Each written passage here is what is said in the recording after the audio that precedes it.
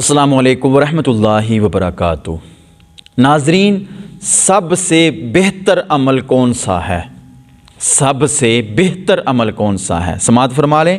حضرت ابو امامہ رضی اللہ تعالیٰ عنہ فرماتے ہیں کہ میں نے سرکار مدینہ علیہ الصلوۃ والسلام کی بارگاہ میں عرض کی کہ یا رسول اللہ صلی اللہ علیہ وآلہ وسلم، مجھے کوئی عمل بتائیں، مجھے کوئی عمل بتائیں۔ تو حضور علیہ الصلوۃ والسلام نے ارشاد فرمایا کہ روزے رکھو، روزے رکھو، کیونکہ اس سے بہتر عمل کوئی نہیں۔ آپ فرماتے ہیں کہ پھر میں نے عرض کی کہ یا رسول اللہ صلی اللہ علیہ وآلہ وسلم، مجھے کوئی عمل بتائیں۔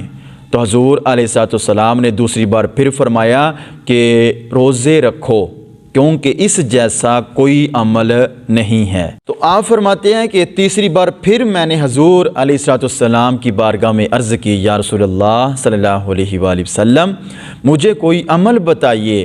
تو حضور علیہ الصلوۃ والسلام نے فرمایا کہ روزے رکھو، کیونکہ اس سے بہتر کوئی بھی عمل نہیں ہے۔